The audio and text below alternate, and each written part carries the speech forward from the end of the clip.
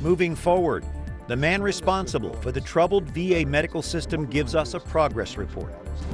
Head Start, we explore a unique Catholic educational model of placing students in a business setting. Sisters Speak. After 3 years of intense talks with the Vatican, women religious leaders discuss a new beginning. And Choosing Life in the Face of Death, a remarkable story of birth, death, and life. Those stories and more on EWTN News Nightly for Thursday, May 28th, 2015.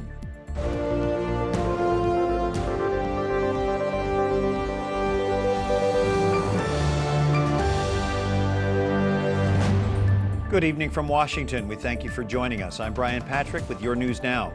Charges of gross mismanagement, long waits for medical care, fraud, and waste continue to plague the VA medical system.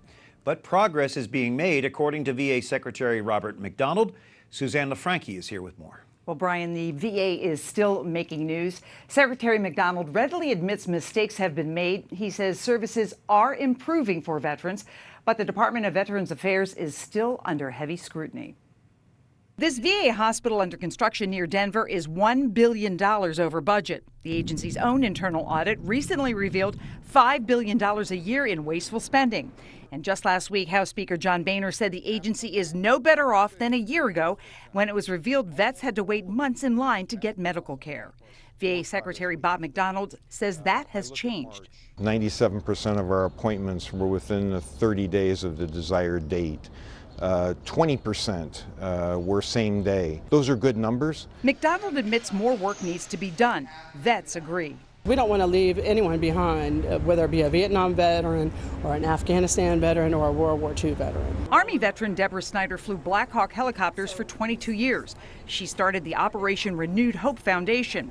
Snyder is encouraged by the agency's pledge to end veteran homelessness. We think that no one should be homeless, but certainly not veterans, because they've served their country and they deserve at least a hand up. McDonald says he is now focusing on more veterans to use VA services. The number of vets who need those services is expected to rapidly rise. Like the American population, the veteran population is aging. So we have to build the infrastructure today to care for the Afghanistan and Iraq veterans when they age.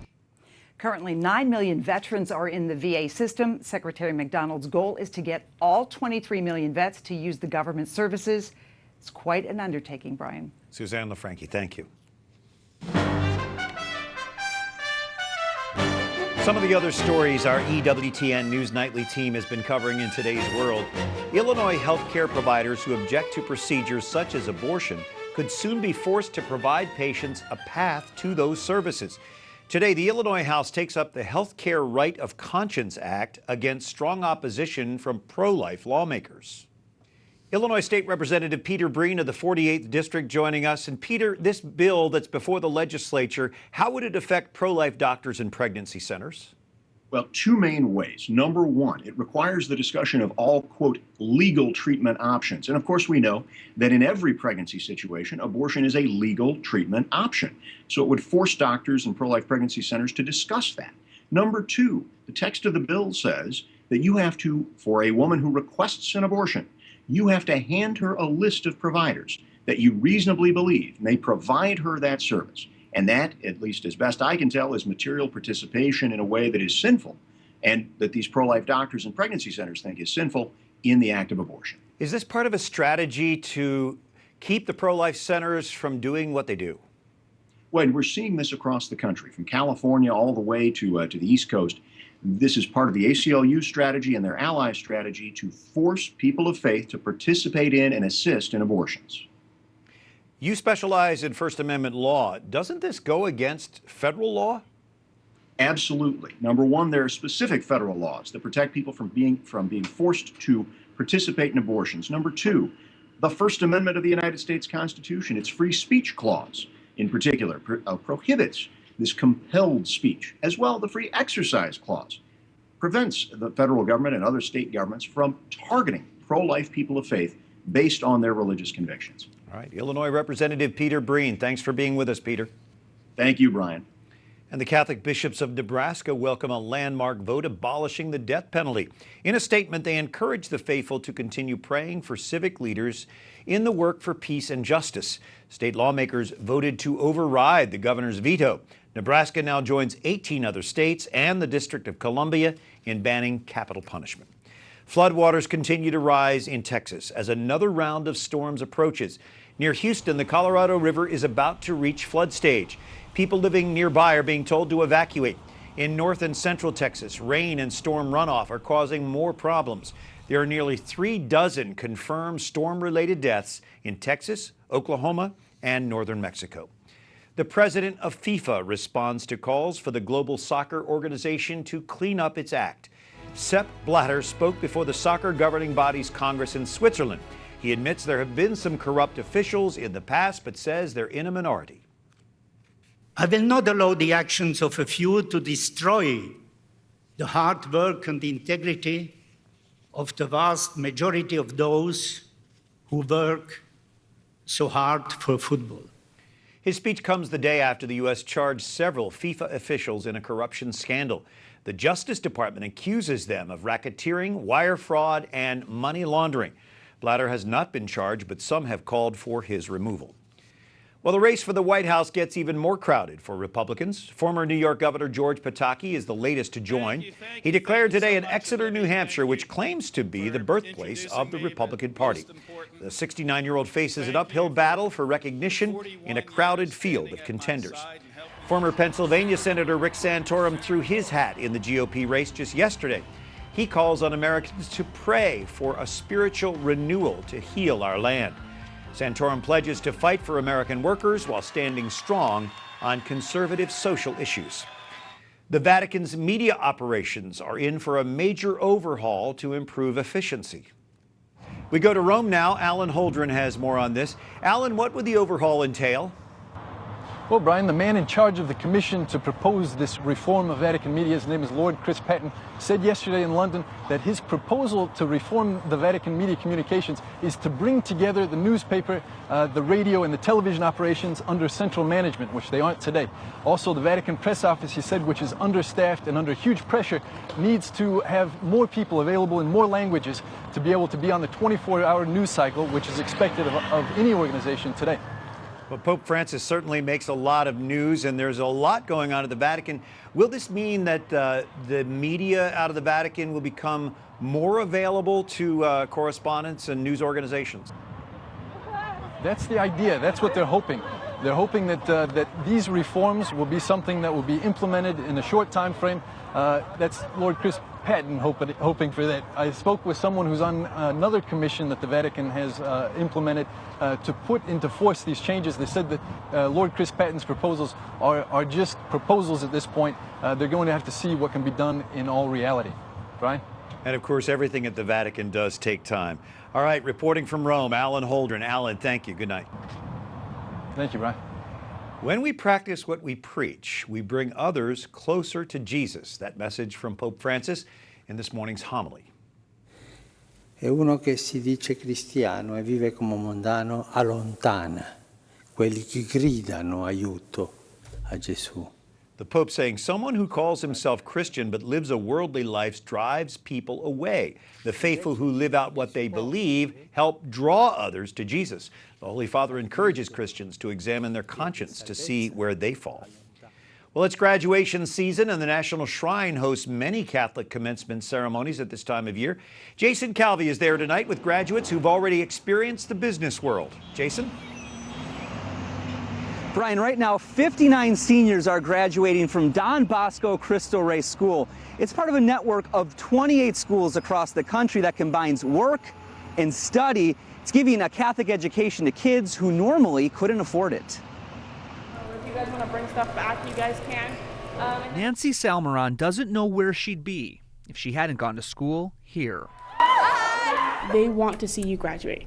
They want to see you succeed. They want you to get to and through college. It might have also been a different story for Kevin Durham.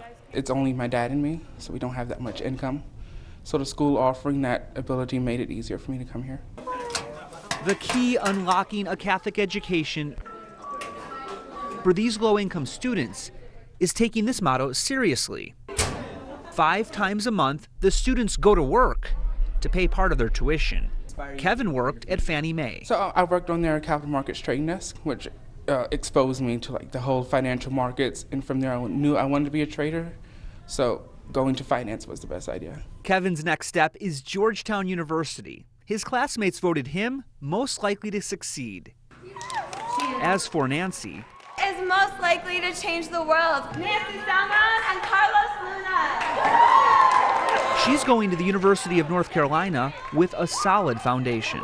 If I could put it in terms of a picture, my faith when I started my freshman year was the size of an ant, and now it's like the size of the sun. This school is run by the Salesians, founded by St. John Bosco, and his legacy lives on in these graduates. In Washington, Jason Calvi, EWTN News Nightly. Coming up, women religious leaders sit down with us talking about their 3-year dialogue with the Vatican. And one of 3 bishops involved in those talks offers his perspective.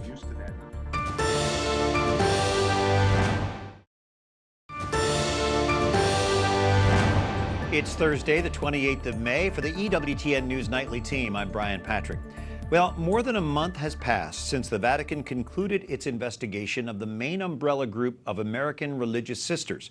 Pope Francis recently met with a delegation from the Leadership Conference of Women Religious. A final joint report states the group's statutes have been revised to show it's focused on Christ and being faithful to church teaching. The group had been accused of undermining Catholic teaching on the priesthood and homosexuality. It was also said to be promoting certain radical feminist themes incompatible with the Catholic faith.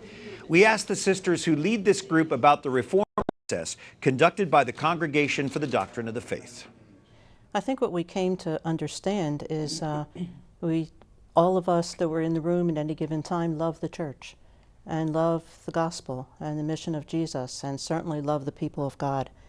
And so I think, as with any organization, when you're inside an organization, you have a certain understanding and perception of it. And when you are outside the organization, you have a different understanding and perception of it. So I think that's some of the understanding piece that we're able to come to. We actually sat and talked to one another about our perceptions of one another, about our institutional church and about religious life, and in this case, a conference of women religious. And I think it emphasized how important it is when there are differences or perceptions to talk to them, talk about them directly to one another, to reflect together, to give an opportunity for a dialogue and a back and forth.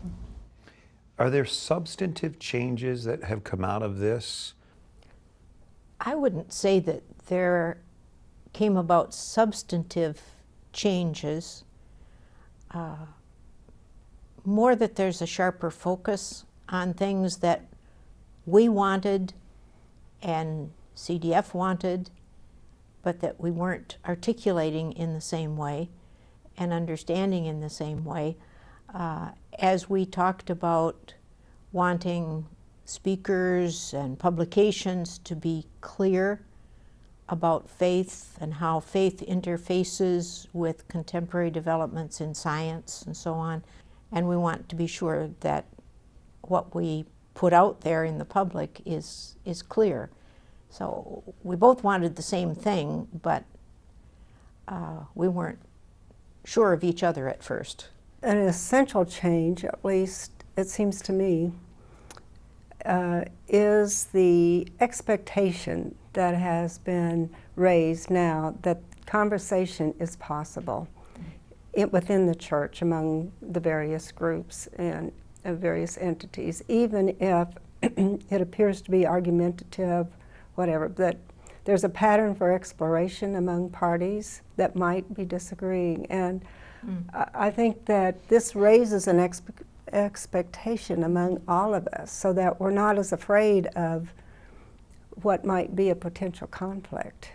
You know, there's a pattern now of how to approach one another. Are your members on board with this agreement? I know this organization represents about 80% of the sisters, the women religious in the United States. Is the majority on board with this? I would say yes. Of course, the way we have moved through all of this from the beginning has been to work with the members and process with the members. The authority, if you will, of the presidency comes from the members. And so we went from assembly to assembly from August to August. So of course we haven't met with our members yet, face to face, in an atmosphere of contemplation and process.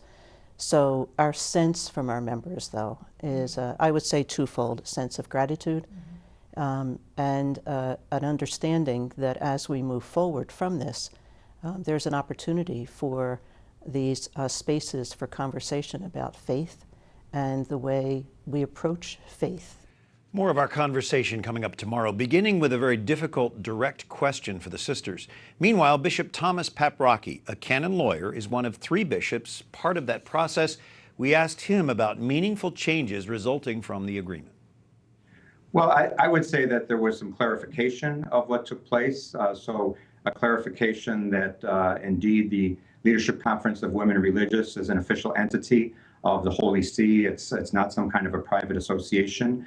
It was also made clear that the sisters operate as such an entity under the direction of the Holy See. And that was something that I think many people understood implicitly, but we had to bring that out in a more explicit way. And so there was a revision of the statutes in which we made it clear in the statutes the relationship between the LCWR and the Holy See. And I think the way we have things now on paper is a clear understanding of what it should be, and it's be a question of how that is lived out in practice.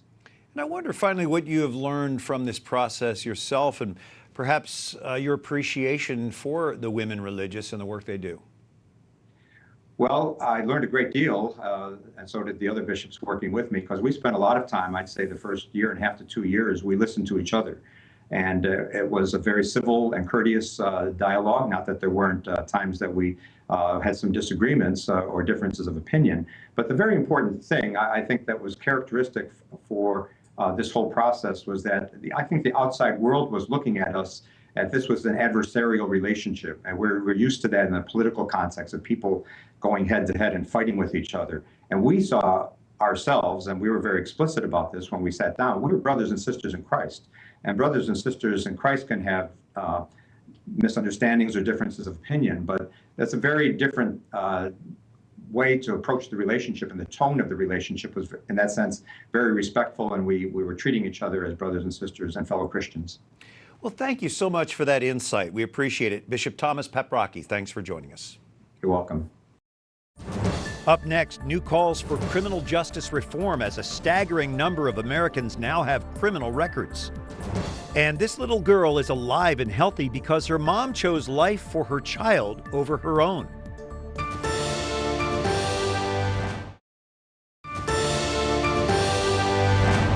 We're very grateful that you're joining us on this Thursday evening. I'm Brian Patrick. Recent violence in several cities focuses attention on America's criminal justice system.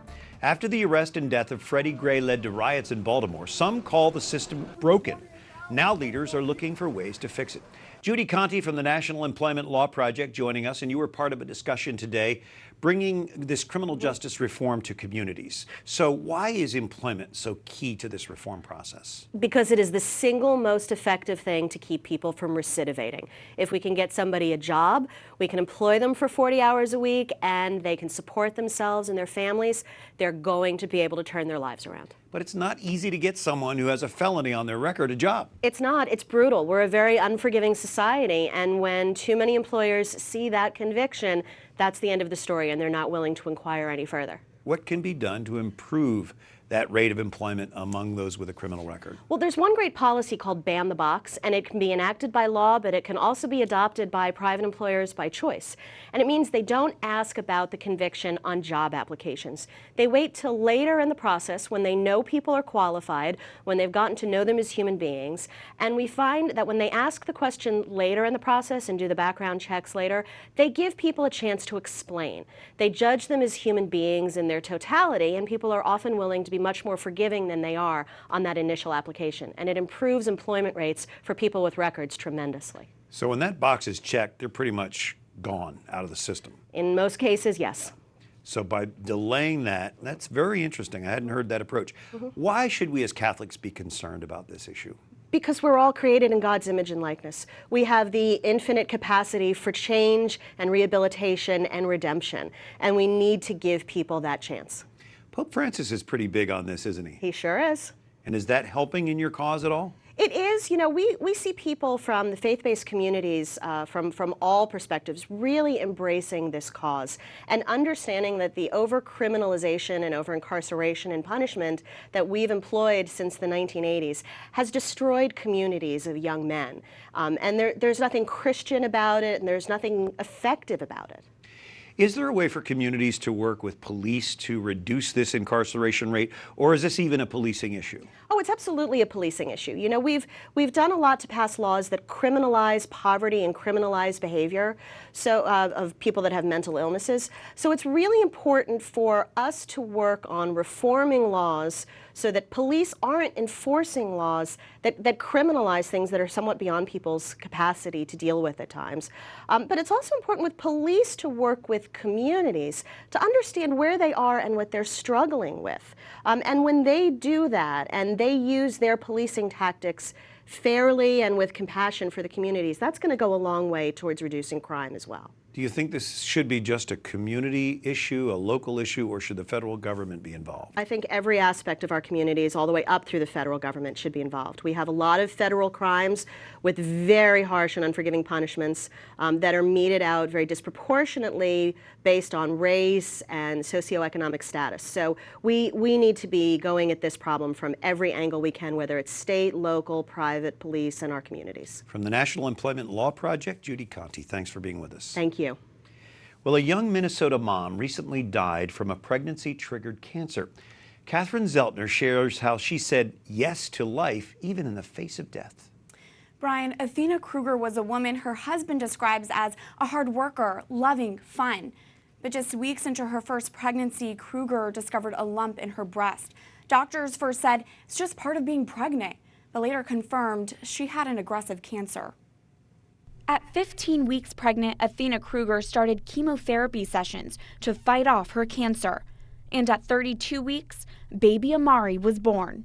So we did a C-section at 32 weeks, and she came out with a full head of hair, and we were beyond excited. Then we knew that the chemo never got to her. With a new little one at home, cancer treatments continued. But Athena's husband, Ben Kruger, says his wife's faith in God remained solid. It became more evident that the worst things got. She put all her trust in God and said if he can't do it, it can't be done. So she stuck with that until the end. When baby Amari turned 1 year old, about 300 close friends and family gathered to celebrate life. Athena died the next day on May 7th at age 33. And about that time, she reached over to the window and pulled the curtain back. And the sun was shining outside, and I think that's where she saw heaven, and that's where she was going. Ben already sees Athena's traits in his daughter. I think the older she gets, and she's gonna start realizing that she's doing some of those things, and then I can explain to her that's all mom. Ben dreams his daughter will eventually take over what Athena called her non-blog. It was a website where she posted candid updates to her loved ones, filled with humor and honesty. Athena Kruger's last post on her non-blog was dedicated to Psalm 23. The final verse, "And I shall dwell in the house of the Lord forever." Brian. Thank you, Catherine. May her soul and the souls of all the faithful departed through the mercy of God rest in peace. And on that note, we just say thank you for watching. For EWTN News Nightly, our entire team, I'm Brian Patrick. Good night and God bless you.